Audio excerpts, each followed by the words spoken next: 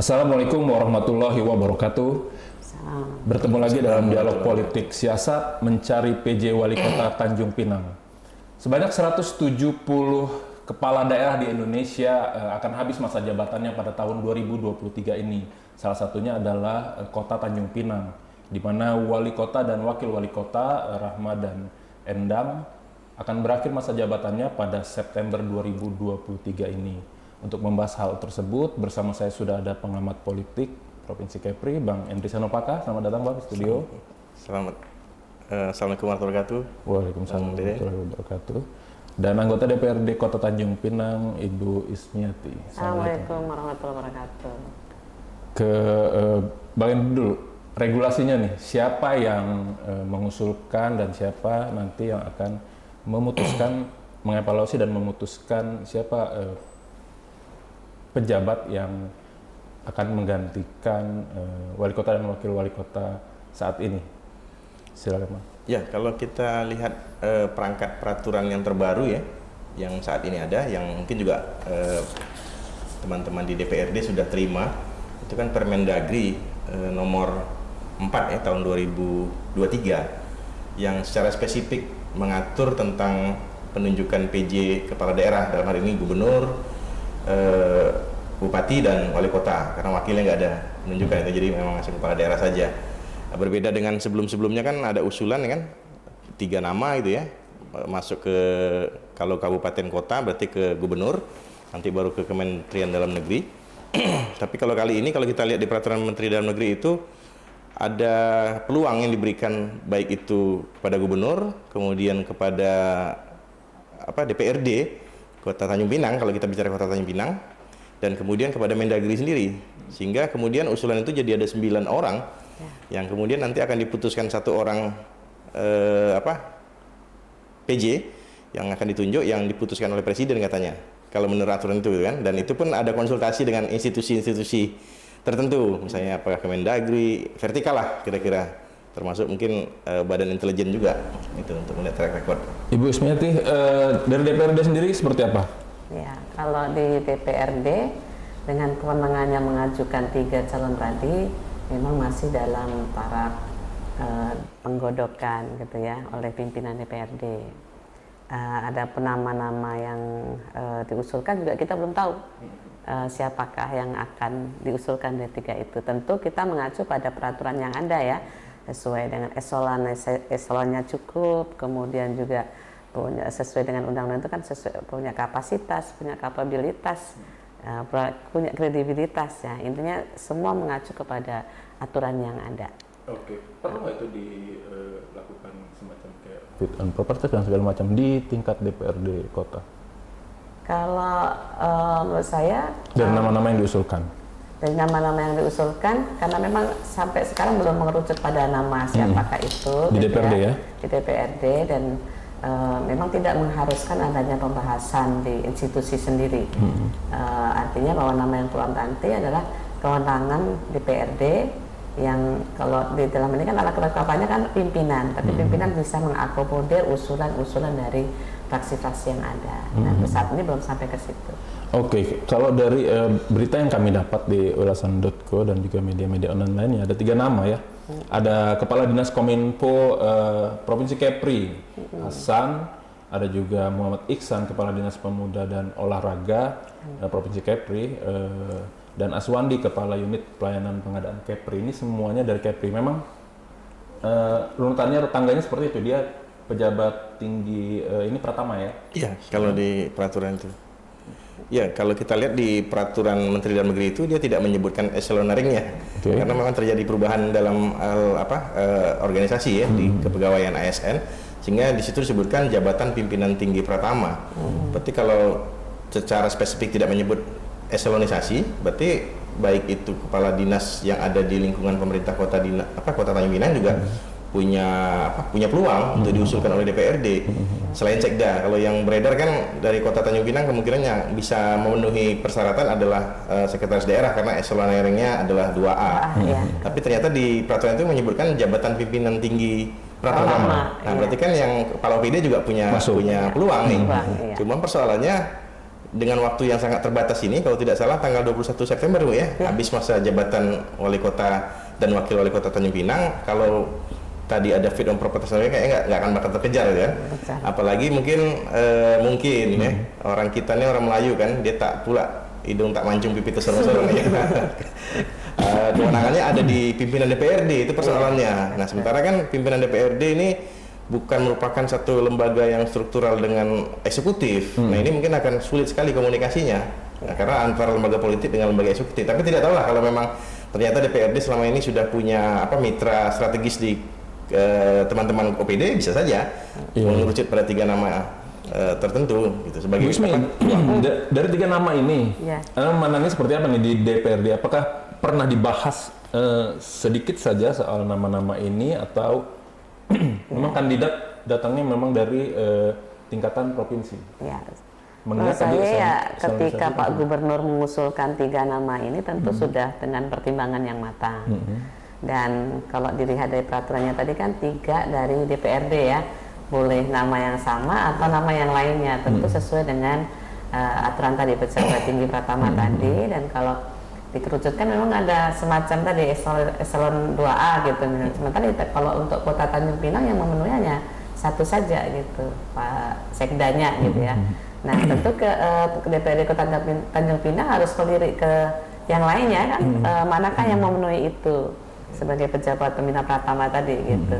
Nah, tentu saja yang tak lepas bukan hanya dari sisi itunya, tapi siapakah yang punya kapabilitas tadi untuk bisa menjadi wali kota. Bagi kita di DPRD adalah karena memang PLT wali kota ini punya kewenangan yang besar ya, sama dengan wali kota sekarang. Sebenarnya kita sedang tidak memilih PLT wali kota untuk 14 bulan sebetulnya ya, dengan kewenangan yang sangat besar. Maka tentu kami harus mempertimbangkan, khususnya pimpinan DPRD harus mempertimbangkan apakah PLT nanti itu bisa mengakomodir kepentingan masyarakat yang dibawa oleh anggota DPRD tentunya.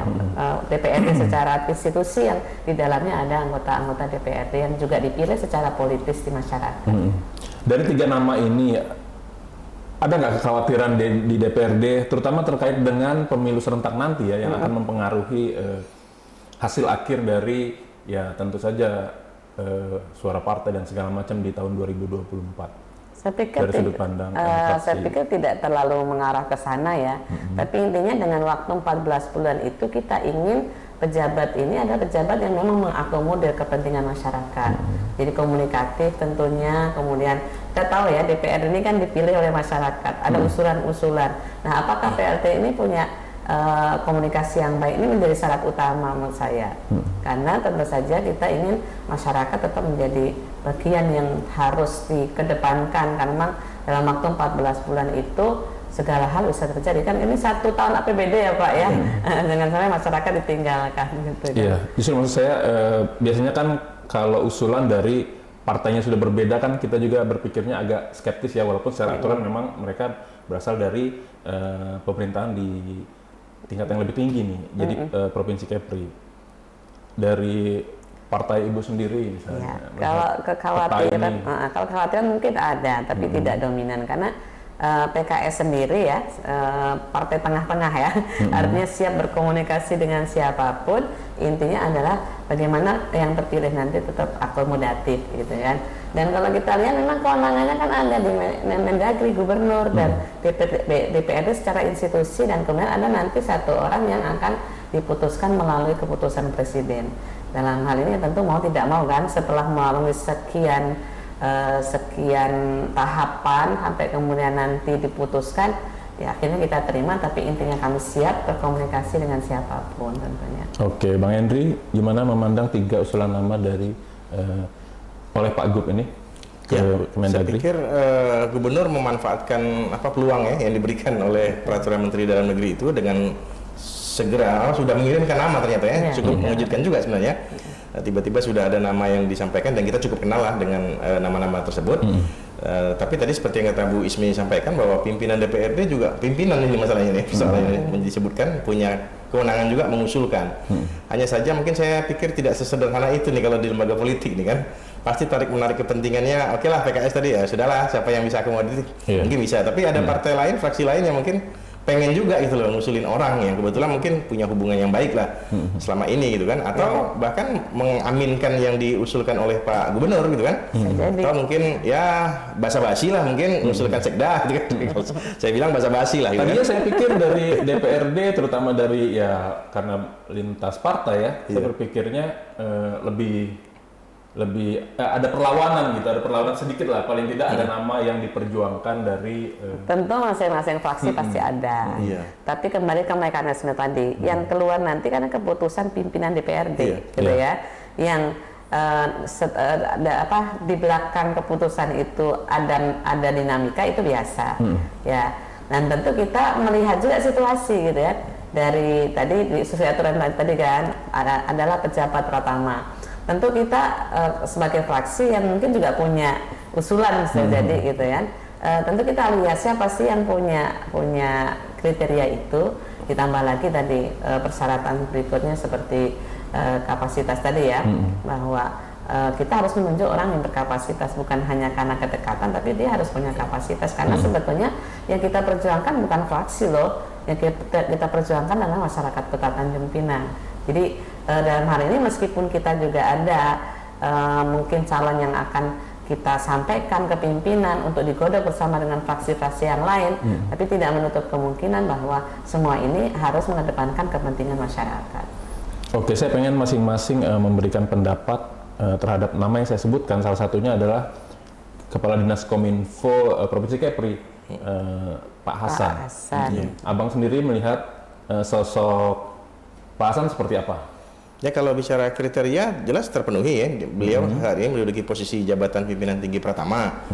Bicara pengalaman ya punya pengalaman lah untuk jenjang karir tertentu ya. Kita tahu dia pernah jadi lurah, pernah jadi camat, walaupun bukan di Tanjung Pinang, tapi domisilinya di Tanjung Pinang gitu kan. Nah, saya pikir secara kriteria sesuai lah ada di dalam ini. Itu kan kalau secara subjektif ya tentu masing-masing orang, apalagi nanti ada tim penilai.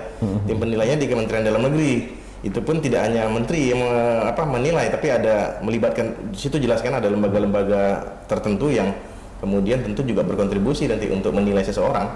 Perlu tidak sebenarnya kayak fit and proper test tadi itu? Saya pikir dengan situasi yang ada seperti ini waktu dan apa yang perlu lah. Karena kan begini, karena yang paling penting sebenarnya bagaimana seorang PJ kepala daerah itu bisa mengantarkan pemilu ya, karena ini pemilu duluan, kalau kemudian pemilihan kepala daerah serentak nanti ya berjalan dengan baik tentunya. Itu yang paling penting. Berhasil tidak berhasilnya seorang PJ kepala daerah pada situasi pemilu dan pemilihan kepala daerah adalah dia mampu berada di semua lini. Tadi kan kalau Ibu Ismi bilang akomodatif kan, akomodatif terhadap semua orang. Dia tidak bisa lagi berpihak hanya pada satu siapa yang ngusulin gitu. Tapi adalah bagaimana, malah saya pikir lebih leluasa seorang PJ. Karena tidak punya beban politik. Nggak punya partai. Iya, nggak punya partai. Walaupun tadi diusulkan oleh DPRD, tapi dia akan bisa lebih bebas nantinya. Kenapa? Bebannya hanya bagaimana bisa mengantarkan pemilu legislatif dan presiden nanti di Februari, dan kemudian pilkada itu berjalan dengan baik. Dan ya, dia harus bisa bekerja sama dengan semua instansi penyelenggara pemilu tentunya. Itu yang paling penting gitu. Kalau Ibu bagaimana melihat Pak Hasan? Kalau menurut saya tiga-tiganya memang punya peluang. Pertama, Pak Gubernur ketika mengusulkan pasti sudah dengan segala pertimbangannya, baik dari sisi tadi ya kapasitas dan yang lainnya tadi gitu, pasti sudah dengan pertimbangan tertentu. Saya mungkin mengaminkan apa yang disampaikan oleh Bang Hendri ya, bahwa Pak Hasan punya kapasitas karena punya pengalaman panjang di birokrasi. Kemudian Pak Ihsan pernah menjabat di kota ya sebagai kepala di badan PTSP ya. Dan secara pribadi saya punya kedekatan juga gitu ya. Kebetulan paling murid di sekolah gitu kan, ada kedekatan. Pak Asradi juga termasuk yang punya potensi, dan Pak Gubernur mungkin tidak sembarangan kan ketika menunjuk orang ya. Nah tentu saja nanti di DPRD juga begitu kan, pasti ada pertimbangan-pertimbangan tertentu yang menyebabkan nanti 3 orang itu akan keluar. Meskipun tadi untuk melakukan fit and proper test ini saya pikir panjang tahapannya dan ujung-ujungnya tetap harus keluar 3 kan. Nah, sementara yang memenuhi syarat tidak banyak. Ya, mungkin musyawarah mufakat saja menurut saya itu sudah cukup. Dan kemudian ini juga bukan keputusan akhir kan, yang akan mengambil keputusan adalah presiden ya, berdasarkan pertimbangan-pertimbangan yang dilakukan oleh Menteri Dalam Negeri bersama beberapa lembaga non kementerian yang memang punya kapasitas itu, termasuk dalamnya ada lembaga sandi negara dan segala macam. Artinya mereka yang punya ilmu dan juga punya kebijakan di situ lah. Bang Hendri melihat dua nama lainnya, Muhammad Iksan dan Aswandi. Ya, kalau Pak Muhammad Iksan tadi juga sudah disampaikan oleh Bu Ismi, sudah pernah berkarir di Kota Tanjung Pinang juga melalui proses ya yang juga kita tahu bersama, walaupun kemudian dia berpindah dan cukup dikenal lah di masyarakat Kota Tanjung Pinang ya, yang memenuhi juga. Cuma kita belum tahu nih apakah betul sesederhana ini saja di peraturan menteri ini hanya menyebutkan pokoknya pejabat pimpinan tinggi pertama sudah, tanpa melihat rekam jejak misalnya pernah tidak ikut pelatihan diklat PIM tingkat berapa. Nah, kalau sampai ke sana nih, ini repot nih, gitu kan. Tapi kalau di dalam peraturan menteri saya tengok tidak spesifik itu, dia cuma menyebutkan jabatan pimpinan tinggi pertama saja. Nah, gitu kan. Ya tentu bisa punya peluang juga. Kalau Pak Aswandi kita mengenalnya kan pejabat yang berasal dari Anambas ya, kalau tidak salah ya. Ya tapi sebenarnya siapapun yang ditunjuk itu adalah memang kewenangan pemerintah pusat dalam hari ini ya, melalui Kementerian Dalam Negeri, dan bisa-bisa malah ternyata yang diusulkan Menteri Dalam Negeri yang keluar, bukan yang bisa keluar nama yang non usulan gubernur bisa? Kan bisa. Tadi dia punya peluang 3 nama juga untuk yang bisa saja mengusulkan pejabat yang di pusat. Ya, di dalam Jakarta kita punya. Tiba-tiba orang dari Jakarta yang dikirim ke sini. Iya. Makanya mungkin dikasih kesempatan DPRD lah, atau basa-basi juga jangan-jangan dikasih kesempatan ngusulin, tapi ternyata ujung-ujungnya nanti yang ditunjuk malah dari Jakarta juga. Kalau abang yang diberi hak dan wewenang untuk memilih dari 3 ini yang kira-kira punya potensi besar memimpin sementara di Kota Tanjung Pinang, siapa? Ya kalau setakat ini ada 3 nama ya 3 nama lah itu 3 nama itulah yang berpeluang karena memang pejabat setempat kan. Nah, mereka tentunya sudah bisa memahami. Saya tidak begitu mengkhawatirkan karena tadi pasti tugas utamanya adalah menjaga kestabilan ya, kestabilan politik dalam hal menjelang pemilu legislatif dan presiden dan juga pemilu kada. Hal-hal lainnya tentu OPD teknis nanti yang akan lebih banyak. Apalagi jabatan mereka tidak dilepas nih. Nah, kecuali yang tadi yang kalau pejabat sekda dia harus melepaskan sekdanya, lebih banyak aktif di PJ, kemudian nanti diganti PLH Bu ya, melaksanakan harian sekda. Nah, repot lagi nih malah nih, harus ada penunjukan lagi gitu. Kalau Ibu dari 3 nama ini, sosok yang menurut Ibu ini ya anggaplah ini kontestasi juga, tapi versinya versi gubernur ya. Versi jadi seolah-olah jadi pemerintah birokrat ya. ini birokrat. Ya kalau menurut saya sebagai orang politis ya, memang semua tidak bisa dilepaskan dari politik itu sendiri. Artinya Pak Gubernur sebagai orang politik pasti ketika mengajukan 3 nama pasti dengan pertimbangan politis juga. Nanti Pak Mendagri ketika memutuskan 3 nama dia juga harus pasti ada pertimbangan politis. Pak Presiden apalagi gitu ya sebagai penentu dan kuncinya itu pasti juga dengan pertimbangan politis. Artinya di sini kalau soal siapa yang semua sudah pakai pertimbangan ya 3 orang ini lah yang silakan beradu dan Pak Gubernur pun juga sepakat mengusulkan. Ya kan? Artinya Pak Gubernur meskipun dari 3-nya itu akan lebih cenderung ke yang mana gitu ya, tapi tetap Pak Gubernur tidak bisa memutuskan. Ketua DPRD juga ketika mengusulkan 3 nama tidak akan bisa mengambil keputusan karena itu hanya untuk menjadi orang-orang yang diusulkan untuk digodok di Kementerian Dalam Negeri dan kemudian pertimbangan-pertimbangan itu baru keluar sampai kepada Tapi jalurnya jalur ketua DPRD cukup berpotensi juga mengingat saya pikir sama karena bobotnya sama ya. Kecuali kalau nanti adalah usulannya sama, misalnya ada dari 3 nama yang diusulkan oleh gubernur itu muncul juga di usulan DPRD dan di Mendagri, nah itu berarti kan kasnya lebih besar ya untuk jadi, tapi tidak secara menurut saya kan ini juga politis juga tidak seperti juga bukan pemungutan suara yang siapa terbesar suaranya maka dia jadi kan, pasti ada pertimbangan lain yang akan dilakukan. Tapi sejauh ini memang belum pernah dibahas dan tidak ada usulan nama di DPRD Kota. Kalau obrolan hari-hari mungkin ada, tapi tidak secara resmi kita membahas untuk siapa yang diusulkan. Karena tadi ini domainnya pimpinan DPRD, pimpinan itu ada 3, mereka akan bermusyawarah dengan bertiga dengan memperhatikan pertimbangan-pertimbangan dari obrolan-obrolan itu. Gitu. Oke, jadi kita juga semua pihak di sini harus siap juga ya kalau ternyata yang dipilih adalah bukan dari 3 nama ini, bahkan dari pusat langsung ya. Iya, bukan 3 nama dari gubernur, bukan 3 nama dari DPRD. Ternyata 3 nama dari menteri. Tak kenal kita ya, mungkin gitu kan. Baik. Mereka yang akan terpilih nanti punya kesempatan besar, walaupun dengan masa ya setahun lebih 2 bulan, 14 bulan kurang lebih, tapi mereka bisa berkontribusi lah. Apa yang Abang harapkan dari ketiga nama yang diusulkan ini, jika salah satunya nanti terpilih? Siapapun nanti yang terpilih, apakah yang usulan menteri, apakah yang usulan gubernur, atau usulan DPRD sekalipun, yang pasti kita menginginkan stabilitas terhadap pelayanan selain politik ya, juga pelayanan kepada publik juga tidak terpengaruh. Dan tadi saya besar berharap bahwa dengan mereka ini adalah penunjukan, bukan karena pemilihan seperti kepala daerah yang lazimnya, maka otomatis dia lebih banyak bisa mencurahkan perhatian kepada masyarakat, gitu kan, untuk bagaimana menggesap pelayanan publik. Waktunya cukup lumayan tadi kalau Bu Ismi bilang mungkin 14 bulan ya. Itu kan cukup luar biasa menjalankan APBD juga, Bu ya.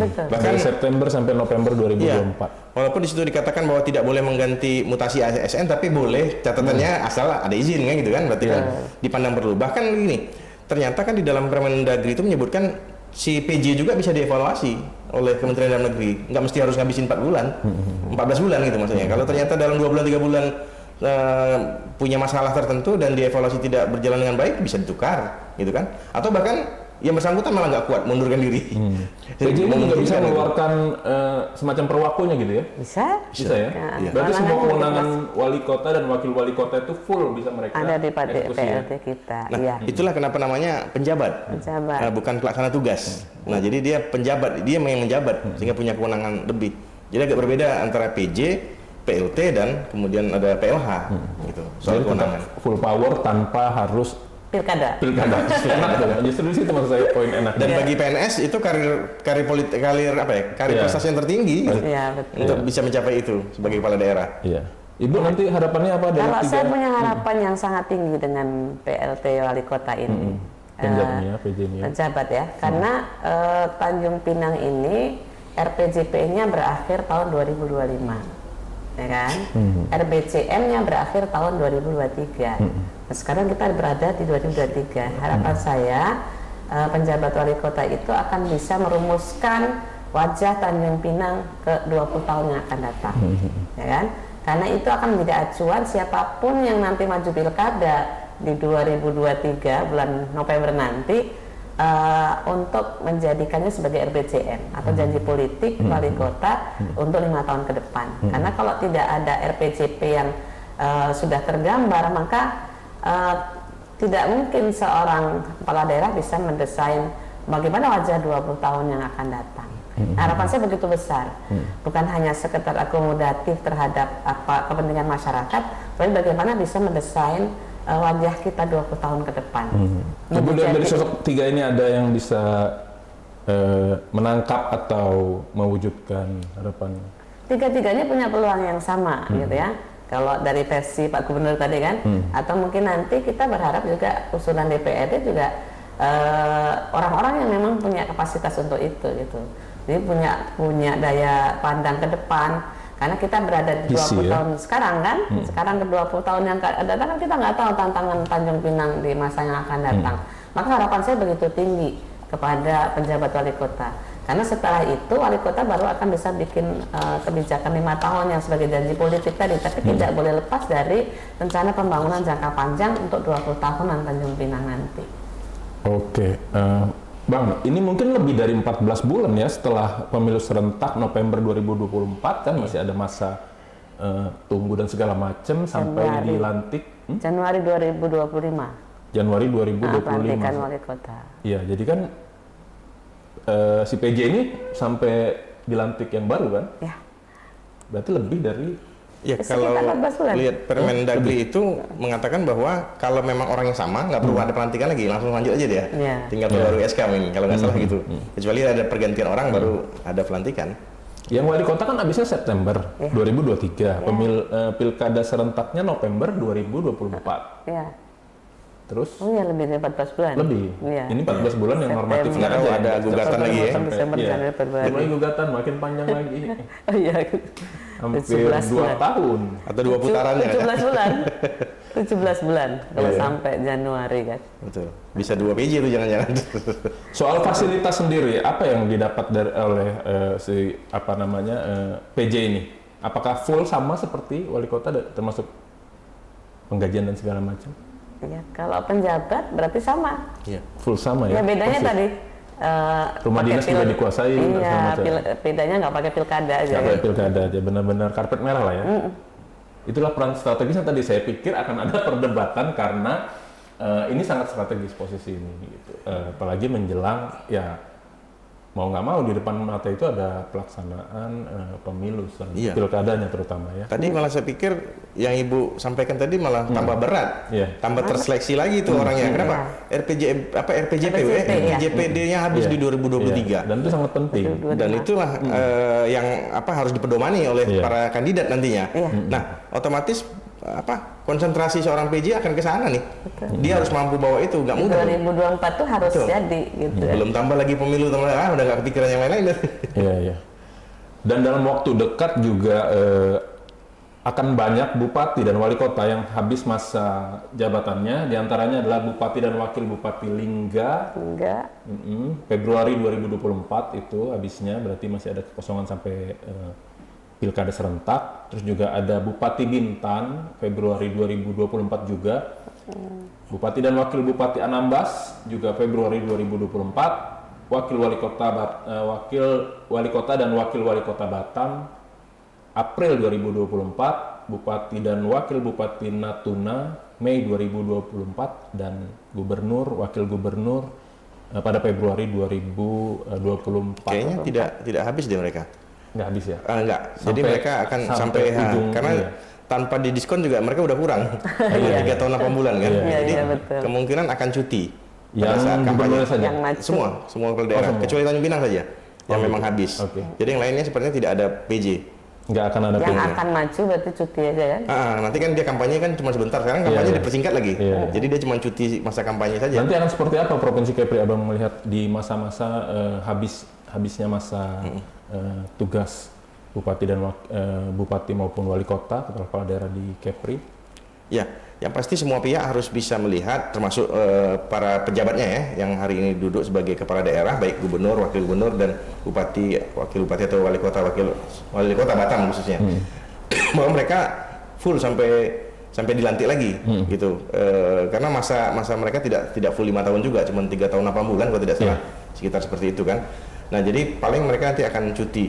Otomatis ya idealnya mereka tidak terbebani nih, harusnya jalan terus walaupun Ini hasil pemilu mungkin. 2020 ya?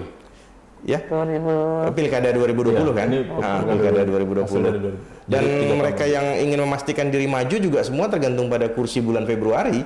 Nah, PKS hari ini juga nggak bisa memastikan akan mengusulkan calon karena tergantung kursi di 16, Februari. ya. Nanti apakah ternyata PKS bisa ngusulin sendiri karena kursinya berlebih atau kurang ya harus bergabung. Hari ini saya pikir idealnya sih siapapun yang ingin maju harusnya sekarang kalau bahasa kita kampung nih mengampuni sama partai sekarang.